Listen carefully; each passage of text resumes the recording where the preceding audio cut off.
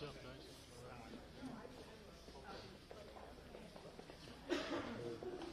Okay, so we're starting.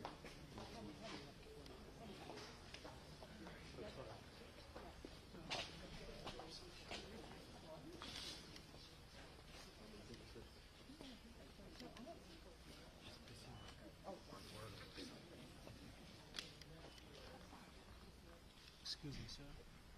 He's going to get out of the way. That's all. Mike? Preliminary signals for an activated electronic box, level 2 response, 487 high. School 39, 2 Persian assignment, self-engine 3, engine 2 by 2 B43. We'll get that. Preliminary signals for an activated electronic box, level 2 response, 487 You're gonna get that high. turned off. School 39, 2 Persian assignment, self-engine 3, engine 2 ladder 2 and B43. Time out of 16:08 hours, Buffalo Fire. You need anything, Harry? Alan, we good? Mayor Brown. I want to thank the members of the media for joining us. We're going to have an extended press briefing this afternoon. As we begin this new week, our community continues to grieve and heal. We are a strong community. We are rallying around one another, and we will continue to move forward as a strong City of Buffalo, County of Erie, and Western New York region. Late today, we have been made aware of many social media posts going around with possible threats. I want to be clear.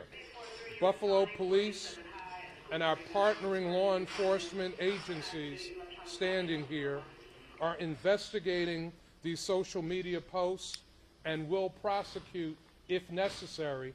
And I want to emphasize arrests have already been made, and you'll be hearing more about those. I'm now going to turn things over to Buffalo Police Commissioner Joseph Gramalia. Thank you, Mayor. So, as I said before, this is a very long investigation. It's going to continue to be a very lengthy investigation. The scene is still being processed. Search warrants have been obtained and executed, and they will still be obtained. There's a lot of digital footprint, electronics that we'll have to go through. So that process is ongoing. Information has also come as a result of some of this investigation that the individual was here a few months ago, back in early March. So as I said, there's a lot of material to go through, so that we have confirmed now that it appears that individual was here back a couple of months ago in early March. So at this point, like I said, it's going to be a lengthy investigation. Things will change, information will change as we become aware of that. That's about all I have on the investigation at this point. Okay, Thank you. We'll now hear from U.S. Attorney for the Western District, Trini Ross. The federal investigation is continuing. We're working again jointly with our state and local law enforcement partners regarding the threats that have been going around on the internet. We have a point of contact person in my office to deal specifically with those threats, as we have several prosecutors dealing with the investigation of the crime that took place on Saturday. So the U.S. Attorney's Office is actively engaged in this investigation. We will continue to be, and we'll continue to work with our law enforcement partners and the District Attorney's Office, DA Flynn, as necessary. We'll now hear from Erie County District Attorney John Flynn. So I want to touch on a couple of topics right here this afternoon, and I'll piggyback on what the mayor said at the end here. First of all, those of you who are local reporters know my MO and how I proceed with talking about investigations and matters during the course of the legal process. Some of you from out of town, let me explain how I work. Once an arraignment has happened, I pretty much shut down because the legal proceeding has started, and I just do not talk during the course of the legal proceeding. In this matter right here, obviously this is a very high-profile case. There's a lot of information out there. I made an exception for today So today, Monday, being the first business day since Saturday, I've done a number of interviews today. I will continue to do some more interviews tonight. I'm here standing right now in front of you. But after today is over, I am done. And after today is over, the next proceeding that will take place will be the felony hearing. And once the felony hearing is over on Thursday, the matter is going to go, for lack of a better phrase, into grand jury posture. So once it goes into grand jury posture, the envelope of secrecy now is going to cover everything, and we're pretty much going to shut down all investigative, all prosecution information. So that's kind of the game plan going forward. I can tell you right now that there has been a new development with regard to the prosecution. As all of you know, on Saturday night at the arraignment, the defense attorney made a request for a forensic examination. That request was to the judge that 2 medical doctors look at my client and evaluate him to determine whether or not we can proceed. Less than 24 hours later, the defense attorney withdrew that request. So that forensic examination has now been withdrawn. I don't see the need to ask for it myself, so I'm not going to ask for it. The judge has the ability, sua sponte, on his own, for those of you who didn't take Latin, on his own to order the investigation, a forensic. He did not feel the need to do that, so the mental health forensic part of this has now become a moot point and is now off the table. So we are proceeding now to Thursday's felony hearing. One of 2 things is going to happen at that felony hearing. The defendant is either going to waive that felony hearing, or the felony hearing is going to happen on Thursday, and then we'll go forward. So again, just kind of I'm just trying to, let everyone know in advance. Once that felony hearing happens on Thursday, the quote-unquote grand jury investigation is going to begin, and I will not be able to talk more about anything having to do with this investigation until there has been an indictment on this matter. Again, for those of you out of town, my MO is after an indictment, there will be an arraignment on the indictment, and I will do a press conference on the arraignment on the indictment. But then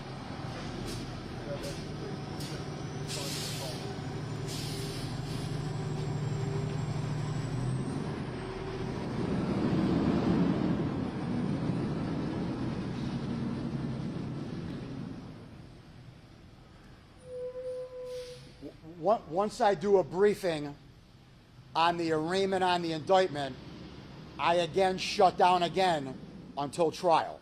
So just kind of want to let everyone from out of town know how I operate.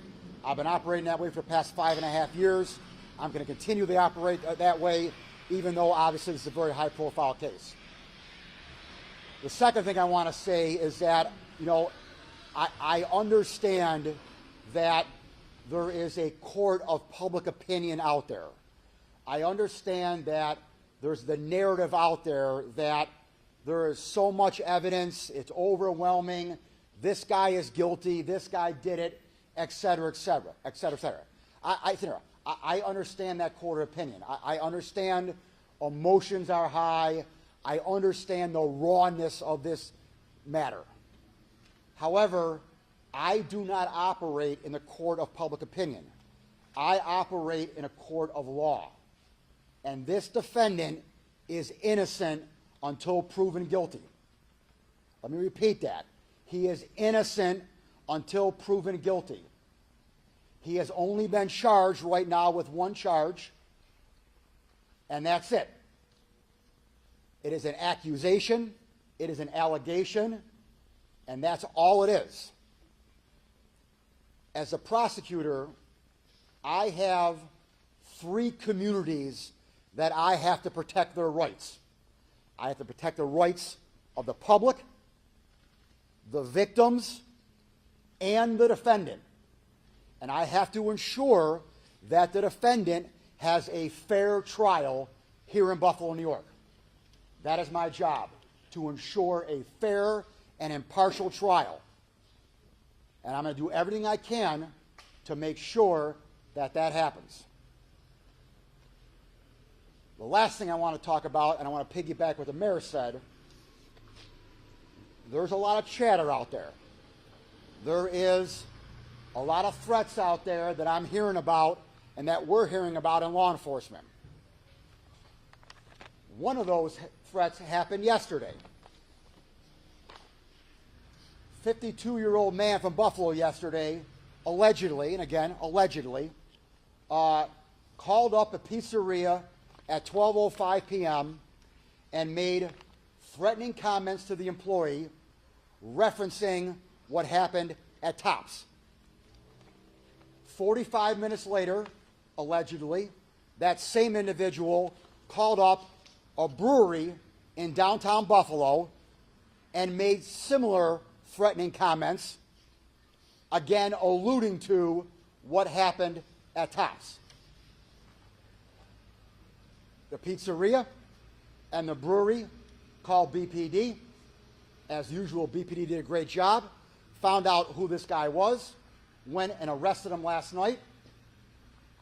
We held him last night because it was a D felony, and under the New York State bail laws, we can hold someone overnight for a D felony, which we did. We held him overnight, and we arraigned him this morning on a D felony, making a terrorist threat, facing up to 7 years in jail. Now, what's ironic is that this is a non-bailable qualifying offense. And in this case here, the judge ordered a forensic on him as well. So he's being held pending a forensic. But once that forensic is over, he has to walk free. That's something we also got to tweak in the bail laws right there, where we can hold someone overnight and arrest him on a D felony and hold him on an appearance ticket, but after he gets arraigned, we can't hold him and put him on bail. We got to let him walk out the door, which is going to happen here in this case once the forensic is over. But I go off on a tangent there, I'm sorry. Let me get back to the threats here that's going on. This is what's going to happen if you make threats. You are going to get arrested, and then I am going to prosecute you. So let this case send a message out there to any tough guy or anyone who wants to be cute out there and sending messages or threatening anyone or threatening to do anyone or putting anything on social media. I will find you, and I will arrest you, and I will prosecute you. And I didn't mean to speak for Trini, but so will she. So let this case send a message. Again, this man is innocent until proven guilty as well. He has just been charged. It's an allegation. I'm not saying he did it, but I'm saying he's facing 7 years in jail, and that's what anyone in the public is going to face if they want to threat, and if they want to reference the awful tragedy of Tops. Thank you, Mr. District Attorney. I want to thank the media for bearing with us. This is a very active working firehouse, so there might be more in and outs with fire apparatus. Now I want to just thank again law enforcement that has worked in a collective and collaborative way. Yesterday, I heard from the director of the National FBI, Director Wray, pledging the resources of the FBI at the very highest level. Steve Belongia, the special agent in charge of the FBI here in Buffalo, has been a tremendous partner And we're going to hear from Special Agent in Charge, Belanger, right now. Thank you, Mayor. I just want to make a couple of comments. First, there have been questions in the community about when the processing of the Tops grocery store will be completed. The FBI laboratory at Quantico has provided advanced tools and advanced training, teams that have been trained in special techniques that can be used to map the location, can be used to create digital models, can be used to create physical models, as well as mapping and the trajectory of bullets. This process is painstaking, it takes time, and we will continue as quickly as possible to process that scene so it can be released back to this community which relies on this grocery store so much. But I will say, we have to take our time, we have to be methodical. That is what the victims of this horrible tragedy deserves. Also, to the mayor's point, besides the evidence response resources that the FBI has provided, the entire FBI Buffalo office is dedicated to this investigation, along with enormous resources from our state, federal, and local partners, including the ATF. We have resources that have been provided by headquarters, including from our domestic terrorism unit, from our criminal investigative division, from our victim services division, who has sent approximately 10 individuals up to help care for the needs of the victims in this horrible tragedy. Along with that, our headquarters has sent up resources from our our employee assistance program, who is going to help, they are going to help tend to the needs of the first responders, not only at the FBI, but also with our state and local partners, including the Buffalo PD, who had a lot of officers that were in on that horrible scene. So we are putting all available resources on this investigation. All of us collectively, state, federal, and local, are working around the clock to get answers and get justice for the victims of this horrible, horrible crime. Thank you. Turn it over to Chief Garcia, our investigator. Thank you, Steve. The Erie County Sheriff's Office continues to provide all resources, all manpower to both the Buffalo Police Department and the FBI here. I'm so proud to work shoulder to shoulder with Commissioner Joseph Gramalia and Special Agent in Charge Stephen Belanger, and also our prosecution, the Honorable John Flynn, and the DA's office, and Ms. Trini Ross in the U.S. Attorney's Office. You can be confident that you have a great team in place, and everything will be done properly. I am so proud of the community. I walked around today, and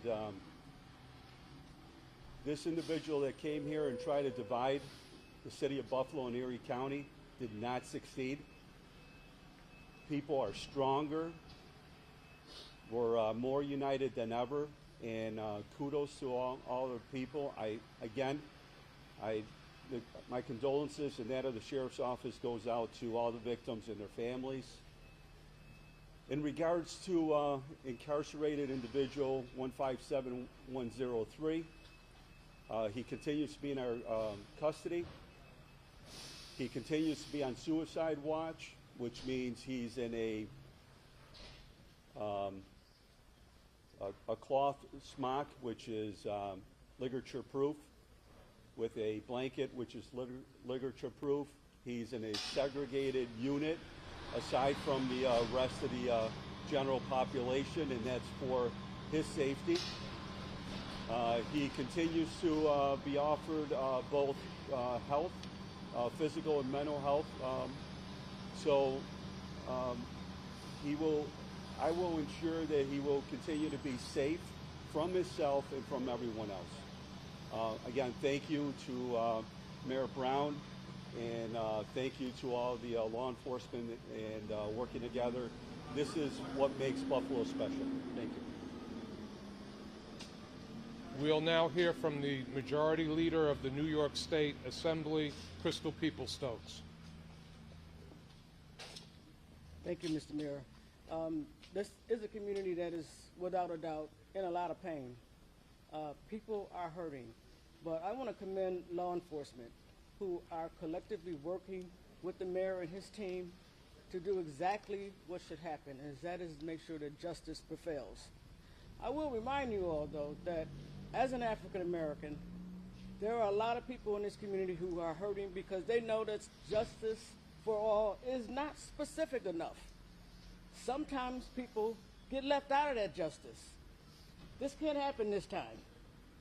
It can't happen this time. I understand, just like the guy who called in the threats to the pizzeria and to the beer establishment, you're innocent until you're proven guilty. But this young man was walking around with a camera on his head.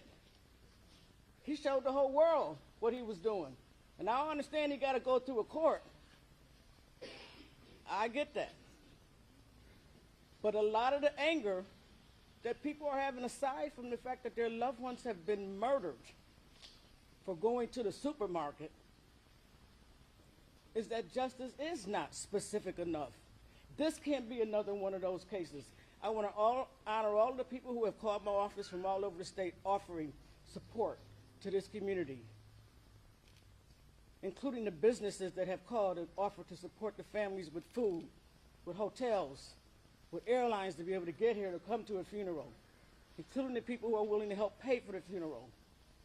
People have poured out their love to Buffalo, and that's what we're going to pour back. That's how we're going to heal. People who want to bring us hate and expect us to assume that hate because that's what they have is not going to happen here. There will not be an outpouring of hate. There will be an outpouring of healing. We will all heal together, and we will ensure this time, Mr. DA, Mr. Law Enforcement, and Ms. Trini, that justice for all is specific enough, and it means everybody gets justice in America. Thank you. We'll now hear from the Erie County Executive, Mark Polankars. Thank you, Mr. Mayor, and on behalf of the people of Erie County, I just want to commend the tremendous work of the entire team here, starting, of course, with the City of Buffalo and the Buffalo Police Department. It truly has been a united effort to address this. The majority leader is correct. There's a lot of people in pain. There's a lot of people hurting, and truthfully, none more so than the families of those who were taken on Saturday. The Erie County Medical Examiner's Office is in the process of performing the autopsies. We've had calls as to when the deceased will be released to the families through their funeral directors. I've been advised by the Erie County Medical Examiner's Office they expect to complete the autopsies by the end of day on Wednesday. There is a process that has to be followed to ensure that the evidence that is provided to the District Attorney's Office so that they can successfully prosecute this matter is followed to a T. And therefore, they do anticipate that they should be able to complete that process for each of the deceased by the end of Wednesday. As a family member, if you have questions, you should contact your funeral director, and the director will make the direct contact then to the Erie County Medical Examiner's Office. The Erie County Department of Mental Health has been coordinating mental health services for the community. As most people know, we have a drop-in center at the Johnny B. Wiley Center, just not too far away from here, 1100 Jefferson. We started that yesterday, 9 to 9. It is open today, 9 to 9. We've had an increased usage at the Johnny B. Wiley Center for both adults, and we have specialized services for children. And therefore, we will be continuing the Johnny B. Wiley Center drop-in mental health service counseling. If you just want to talk to somebody, regardless of whether you are at the scene, you are a relative of a victim, or just someone who's in pain, like we know so many in our community are, you can come down to the Johnny B. Wiley Center and you will have a discussion with a trained counselor. For those who are not able to go to the Johnny B. Wiley Center, we also, of course, have our 24-hour crisis hotline through Crisis Services. You can call 716-834-3131 to talk to a trained individual anytime. Doesn't matter if it's afternoon or 3 o'clock in the morning. It is a 24-hour staffed phone number, and I want to thank everyone in the local crisis intervention field and mental health counselors. They've all come together to offer their services so that the people of this community can heal as quickly as possible. And then, of course, we know that the Top supermarket is closed, and it is an integral part of this community, and because of its closure, it has basically created a food desert in this neighborhood. So there are many partners who, of course, are working to ensure that the community has access to fresh quality food. And I want to thank Tops Markets as well as Feed More of Western New York for collaborating with the Erie County Department of Social Services and Department of Health. There is a food distribution center at the Resource Council of Western New York building at 347 East Ferry, which is literally a couple blocks away from the site. There are stores, of course, neighborhood stores that exist, but many of them don't have fresh food and meats and vegetables. There is a refrigerated vehicle on site that's being provided by Tops Markets, and Feed More of Western New York is doing the same thing so that individuals do not have to travel out of their immediate neighborhood to access fresh quality food. And the goal is to continue that through May 27th. We understand that there was a significant line of individuals there today, and that will continue. We may open up another site in the immediate area so that there is sufficient locations for the public to get to. If we do open that other site, we will announce it to the general public. But once again, we are all working together to not only help this neighborhood that's in crisis and the individuals who unfortunately are dealing with serious mental health concerns as a result of this, but to heal as a community so that we are stronger. If this gentleman came here to hopefully to divide our community, he did the complete opposite. We are united like we've never been before. Thank you.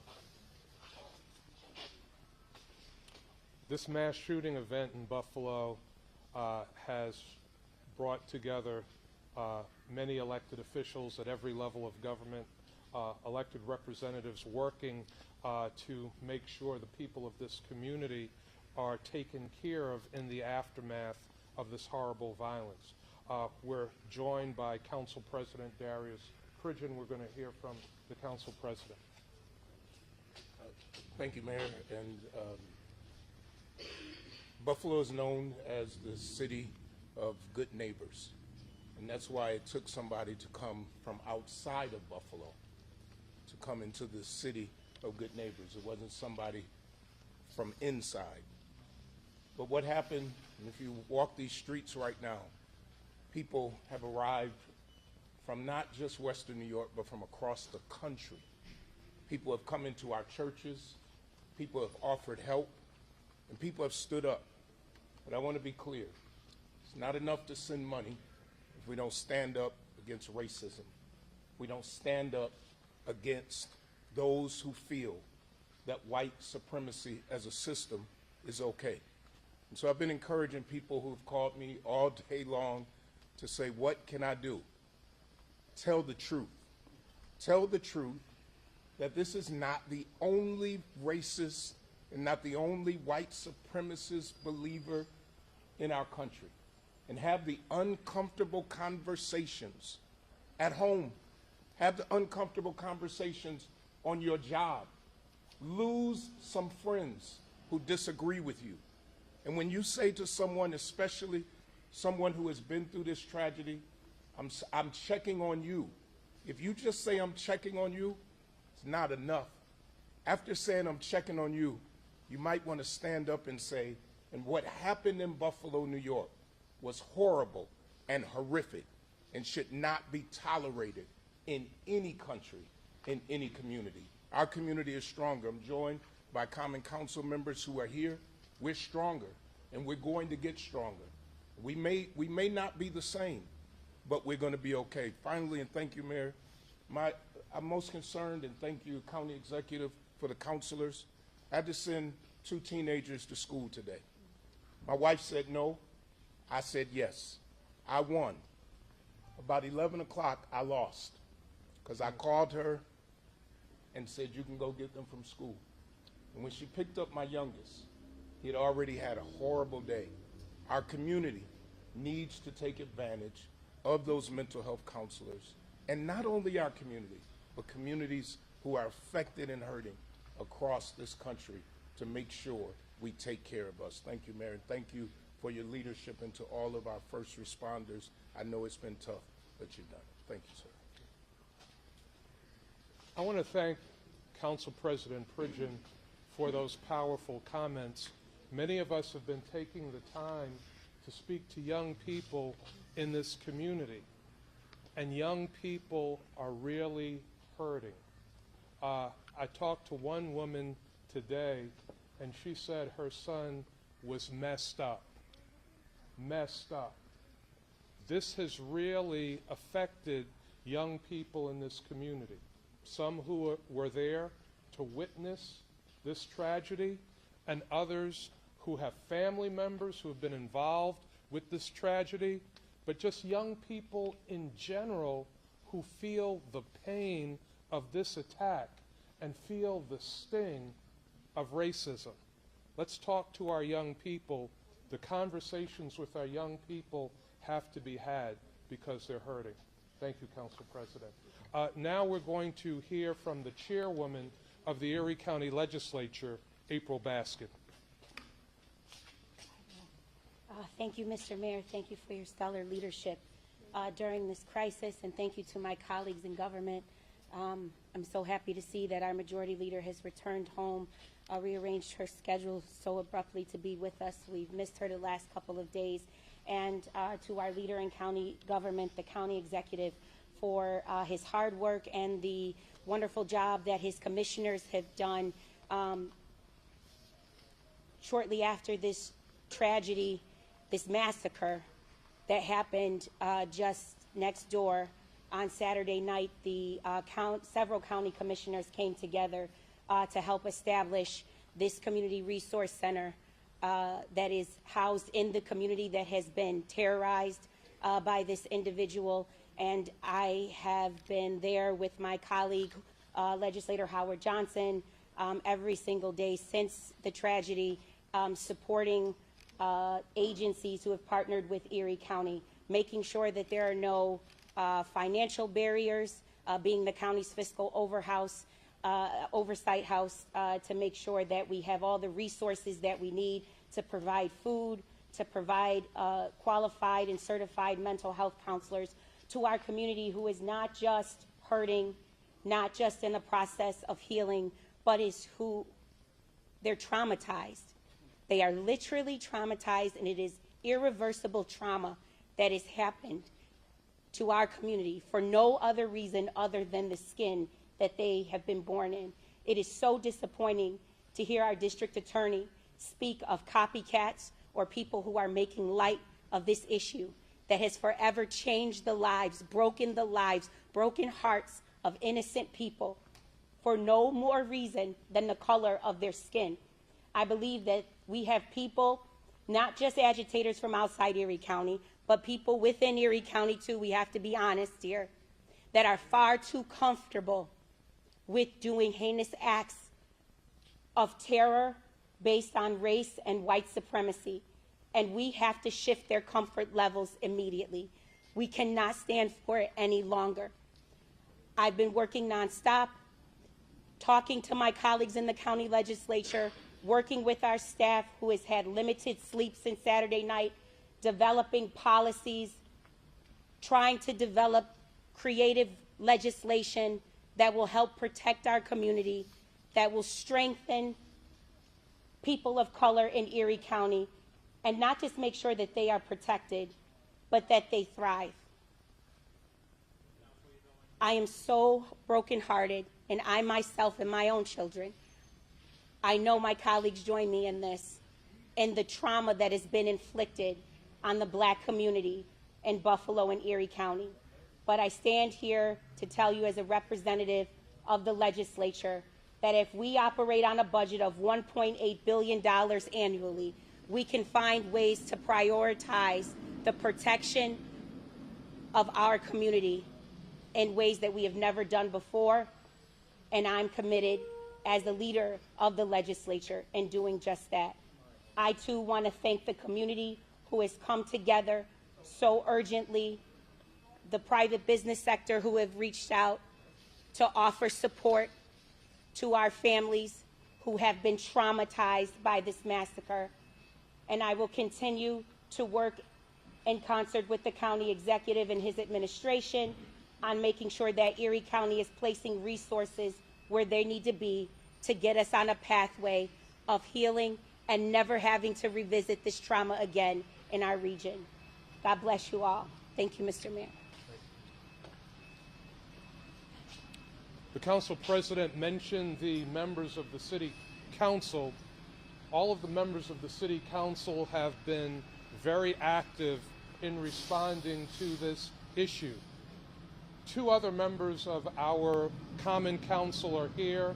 I want to ask the council majority leader David Rivera to come and give his comments, and then we will hear from South District Council member Christopher Scanlon. Thank you very much, Mayor, our colleagues in government and law enforcement, for your efforts over the last few days. Pretty soon, this will stop being an active crime scene. The dead will be buried. Kids will be going back to school. Employees will be going back to Tops Market. However, there are some emotional traumas that continue to exist that we have to deal with. And I'm glad to hear the county executive is putting all his resources, the administration, and the Common Council will do everything we can to help our children, to help the people whose lives were changed forevermore. But all of that will go away, and we'll be having conversations months again. And I hope that we don't have to go through another experience like this before something systemic happens to prevent these kinds of racist incidents. It is too common in this country. There'll be another Buffalo, another Sandy Hook somewhere else, unless something systemic changes. And that is our goal. Our goal is the aftermath of what has happened here. You already heard about the legal processes and all the process that have to happen legally and where he's at and what condition he's in. But what happens after that is the question we need to ask. Ask our representatives. Something has to change. Conversations need to be had. Decisions need to be made. We can't let people instill fear in us. And that's exactly what they want to do. All those emotions, hatred, fear, anger, that's what they want us to feel. But right now, we're not feeling that. We're working together, we're lifting ourselves up, and we want to move forward, and we want something to change so this doesn't reoccur somewhere else. We should never tolerate racism anywhere in this country. It should not be defended. We shouldn't give it an audience. It shouldn't be on social media. It shouldn't have a voice. And that's exactly what they have. They have a platform and a voice on social media that is spreading all over this country. And something structurally needs to happen. I'm hoping that our electeds, the ones that make those decisions, are listening carefully, that this doesn't happen again. Thank you very much. Councilmember Scanlon. Thank you, Mayor. I want to start by thanking the men and women of law enforcement who are with us today and their colleagues in law enforcement for their Herculean efforts the past 48 hours. I know that the efforts of these men and women are going to ultimately lead to justice in this situation. On Saturday afternoon, a perpetrator of evil descended upon this community with the goal of sowing seeds of terror and racism and hatred and division. And this person was successful in terrorizing this community, but what we will not do and what we cannot do is let those seeds of hatred and racism and division grow. I know we're going to come together as a community and with the love of this community come together and combat that. Before we do that, I heard Council President Pridgeon talking the other night, and I thought he said something incredibly poignant where he said, you know, before we can come together and heal, this community and those affected have to be allowed to grieve. And whether it's feelings of anger, sorrow, confusion, disbelief, those feelings have to be processed, and we have to allow for that process to play out. And ultimately, then we can come together and heal. But while that's taking place, it's incumbent upon all of us to come together and do some other things. And regardless of race, creed, or any other differences there are amongst us, we have to make sure we're coming together. And as the council president also mentioned, the mayor mentioned, and some others, fight this racism, fight this hatred at any corner you see. As he mentioned, be willing to lose some friends. Be willing to stand out. Be willing to be uncomfortable in certain situations. Stand up and point out what's wrong, and do not hesitate, because only then are we going to turn a corner on this. And then only then will we become together and move forward. I have a 7 and a 5-year-old at home, and they're aware of what took place Saturday to a certain extent. And while it's something I wanted, is it something I want to do? No, but it's incumbent upon me as their parent to have the difficult conversation with them and explain to them that what happened was rooted in hatred and rooted in racism, not to sweep this uncomfortable conversation under the rug as people have done for so many years, because only by having these uncomfortable conversations are we going to, as I said, be able to turn the corner and come together. And once we can, we'll be able to unite and heal and move forward. But in the meantime, I ask everyone to please come together, not just during Sunday service or times like that, but each day and every day. Anything you see where someone's spreading hatred, spreading racism, stand up and please say something so we can move forward as one loving community. Thank you, Mayor. You've heard from many of the speakers, you've seen it yourself, the tremendous outpouring of support from corporations, companies, individuals who want to do something to help the families of the beautiful lives that were lost in this attack on our community, to help this community heal. 2 of those people are here with us today. We are joined by Thurman and Patty Thomas. The Thurman Thomas Foundation is committed to making a substantial donation for the efforts that will directly impact the families of the victims and the surrounding community. I'd like to ask Thurman and Patty Thomas to come to the microphone and talk about their donation. Thank you, Mayor. I'm a little emotional right now, really. I am. I'm hurting for the city that I love. I'm hurting for the people on the east side, their families, our friend, and our community. You read about stuff happening in other states, but when it's right here at home, it's tough. It really is tough, and this is a time that we need to come together. We really, really do. And I just appreciate everybody here in Buffalo, man, that have treated me like I was one of your own. And for Mayor to have me down here to be a part of this is something special. And but we're going to continue as a family, as a foundation, to do what we possibly, everything that we possibly can to make this better, to make this right. We'd like to thank everybody behind us, law enforcement and government officials, for working so tirelessly with these families and on that scene. We know that it can't be easy, and law enforcement protecting us and just dealing with all of these threats and protecting this community. We can't thank you guys enough.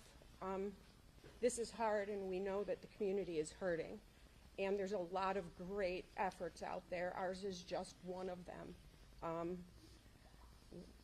You can trust that anything that is given through our foundation, we are working with the folks behind us to make sure that it has a serious impact on this community. And we raised over $100,000 since yesterday.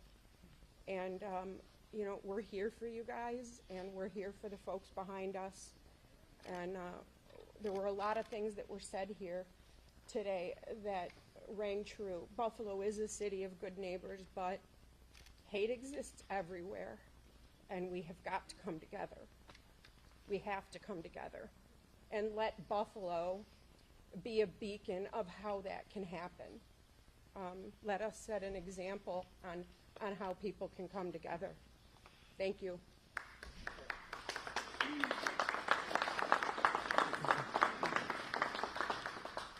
So Thurman and Patty Thomas are more members of the community that are making a substantial financial commitment to help families heal, to help the community heal, and to help us move past the pain.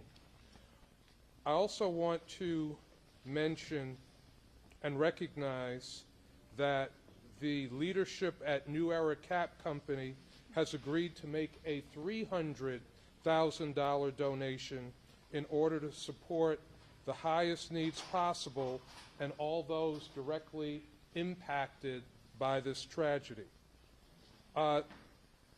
As the community learned the identities of the victims, the New Era team learned and was especially heartbroken to hear that Miss Celestine Cheney, a former associate of the company and member of the New Era family, was one of the Buffalonians who had her life cut short prematurely on Saturday afternoon. I also want to indicate that we have enlisted the Buffalo Niagara Partnership and the Community Foundation for Greater Buffalo to work with all of us in processing these donations and making sure that they properly get to the families. Each and every one of us standing here is getting multiple calls from companies, from businesses, from members of the community wanting to help and wanting to donate. For those that would like to help or donate in some way, Dottie Gallagher, the president and CEO of the Buffalo Niagara Partnership, is spearheading this effort and taking donations. We do not want to take the donations. We do not want to process the donations. We want to make sure that they're properly processed and quickly get to the families who need assistance. The number to call is 716-541-1701. Again, that number is 716-541-1701 for all those corporations, businesses, companies, and individuals that want to provide a monetary donation of support to help the families and to help the community. As we conclude, again, I want to thank the law enforcement community, the first responder community, for working together in such amazing fashion to protect this community and to respond to this tragedy. The first responders were the Buffalo police officers and the Buffalo firefighters that ran to danger, ran to help people and put their lives on the line to do that. We owe them, and we owe all these members of law enforcement a debt of gratitude in this situation. So we thank them for that.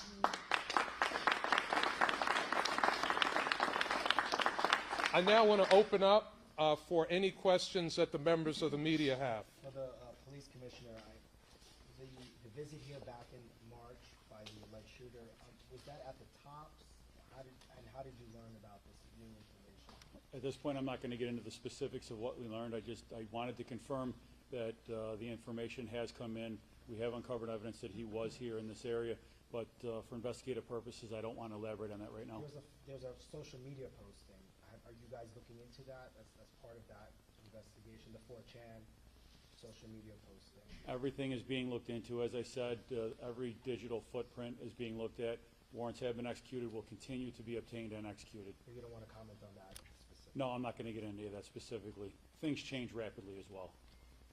Sandy, go ahead.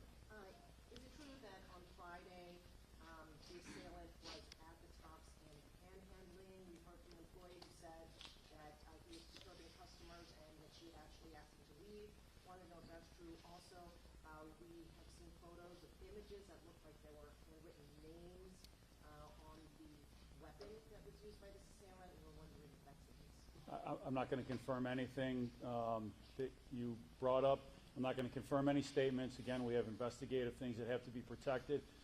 As I have confirmed in the past, he was in the area on Friday. He was over here on Friday. But beyond that, we have to protect the investigation because of the prosecution. Marlene? In regard to Buffalo's history, segregation, and I'm not sure who wants to answer this, but the fact that Buffalo, specifically the east side, is so heavily segregated has come up a number of times since Saturday's shooting. How do we combat this? And is this something that you guys are discussing now that it is being raised? So we are working collectively to build a community of opportunity for all people, focusing on affordable housing, going into the different sections of the city of Buffalo, focusing on creating more employment opportunities, helping businesses to grow, to put all of our people in the city of Buffalo and Erie County to work, focusing on training opportunities where we can rapidly upskill members of this community to be able to go from training to high-paying, quality living wage jobs. Those are the efforts that many of us, all of us, are working on collectively to create more opportunities for every single resident of the community. We know the historical reputation of a segregated city. That is no longer the reality of what Buffalo is. Many neighborhoods are integrating. When I first moved into this neighborhood, and yes, I live in this zip code, this is a supermarket that I go to from time to time, my family members go to from time to time. This community was probably about 90% African American. Now the number is about 80% African American. So we see the demographics in the city of Buffalo changing. We want them to change for the better. We don't want to see gentrification. We want to see people of different income levels able to live in close proximity, working class households, middle income households, upper income households, all living in close proximity throughout the city of Buffalo, providing a richness of opportunity for all of our children. Rob? We've heard about other threats. Amherst Police put out a post as well today that they're looking into. Any comment from the county executive or Sheriff Garcia at all? I can just confirm that our central police services and police agencies were advised of it, and they're looking into it. I believe that information also was, well, I do know the information was also passed on to the FBI, but it is taken very seriously. It's not being ignored, and they're looking into it. Has there been any kind of, are these founded threats at all? Do you have any information on that? Don't have any information to show that it's a founded threat, but it is something that has to be taken seriously, and as the district attorney mentioned earlier, if this is just somebody trying to scare people, this is serious, and they can be prosecuted for it. Tim, Mayor, have you been in touch with the White House at all, and do you have any hopes of what can be accomplished by a visit by the President? We have been in touch with the White House, numerous calls from the White House, as I mentioned. The director of the FBI called yesterday. I did have the opportunity to speak to Director Wray. The Homeland Security Secretary for the United States of America called. I did have the opportunity to speak to him. President Biden's Intergovernmental Relations Director called. We spoke to her. She has been in contact with members of my staff planning the president's trip here. And President Biden himself called me. I have to embarrassingly say I missed that call.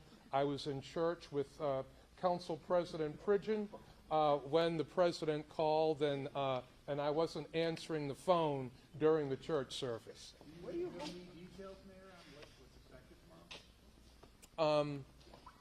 I'm not at liberty to provide any details on the president's trip, but obviously I am honored.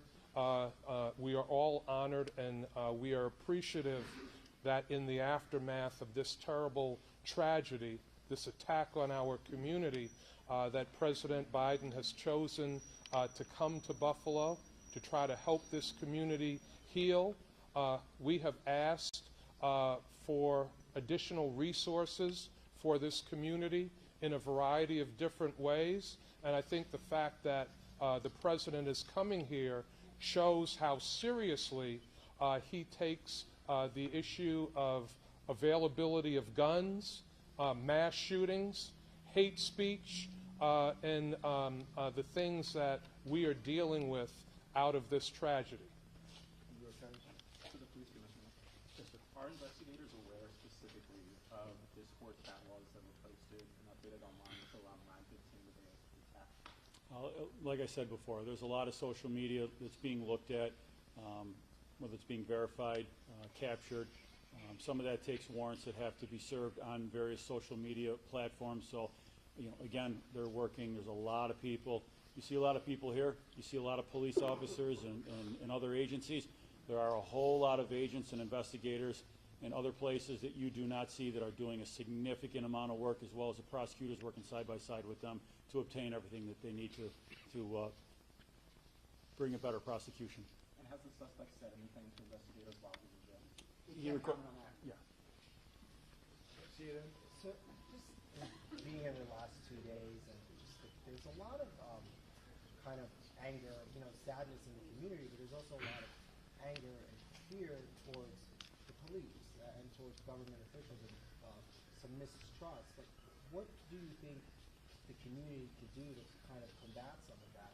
This is a community that clearly is hurting so much right now, but it's just this kind of fear that exists in this community towards the government. What can you do to try and fix some of that?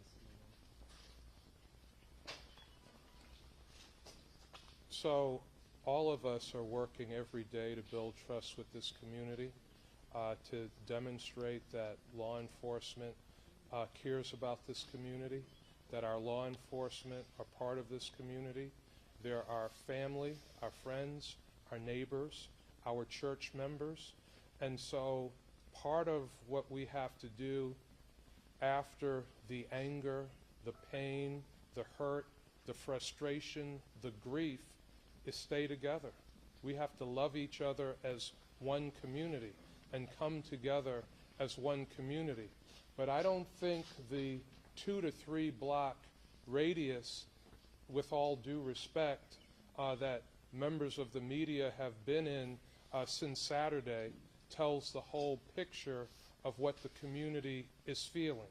Yes, there are absolutely people that feel that. Many people feel that. But there are many people that see the efforts to bring this community together, to grow this community, and provide opportunity for every single resident. Anyone else? Yeah. How and why does an active shooter get apprehended still alive? I mean, he was fully armed. Did he get shot at any point? Yes, he was shot at multiple times by Officer Salter, our retired police officer, shot at him multiple times and was on target with at least one of those rounds. He had heavy plated armor on. He had a tactical helmet on. When our officers, our on-duty officers, arrived on scene, and I've watched the video myself, he put that rifle up under his chin as the officers were coming in, and then he surrendered that rifle. That's how he was taken. I just add on something on that. You often hear the argument that a good guy with a gun could take down a bad guy with a gun. Officer Salter was a decorated veteran of the Buffalo Police Force for more than 3 decades, trained to the utmost degree, as the police commissioner noted, got the shots off and it is believed hit the assailant and could not take him down because of the body armor he had. We need to remember that there were attempts, and that's why I believe it's appropriate for what the Buffalo PD did, because it could have been so much worse. He was already shot once, and it had no effect on him. Anyone else? We good? I want to comment one thing further on that. While that individual was in that vestibule, because of the body armor that he had on, he could have easily have retreated back into that store where there were dozens of other customers in that store fleeing for their lives, which could have then turned that into another barricade and further slaughter. I am absolutely beyond proud of how our police officers handled themselves by taking that individual into custody. Do you know how many people were in the store at the time, roughly, in you say dozens? A lot. There was a lot of people. We don't have a full accounting because a lot of people ran, but it was a very busy time in the supermarket. All right, thanks, everybody. I think she had We have, go ahead. Question about the withdrawal of the forensic exam. Can you just explain the significance of that? Why would they request it and withdraw it? Well, I don't know. I can't read the defense attorney's mind, obviously, but I mean, I can tell you that at arraignment, or quite frankly, at any time in the proceeding, the defense attorney, myself, and my attorneys have the right to ask the judge for a forensic. And again, like I said before, the judge can do it by himself or herself as well. So any party there can ask for a forensic.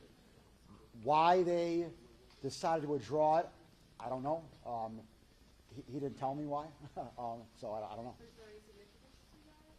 Yeah, the significance is that we definitively know that Thursday now is going to happen. There was a possibility that the forensic may not have been done by Thursday. Again, you got to have 2 doctors examine the individual, and for whatever reason, there was potential that it might not have got done by Thursday. So that would have delayed Thursday's hearing. So what this does now is that it puts Thursday at 9:30 on for sure. Commissioner, a comment you made this morning in regards to knowledge that the shooter was going to continue on after this or other plans. Can you restate those for the local media that may not have heard that this morning as well? Yeah, I'm not going to elaborate on what those plans were, but we know that his plans, had he gotten out of there successfully, was to leave there and continue on in the carnage that he already began. All right, thanks, everybody. Thank Yeah, you. that concludes. Thank you, everyone.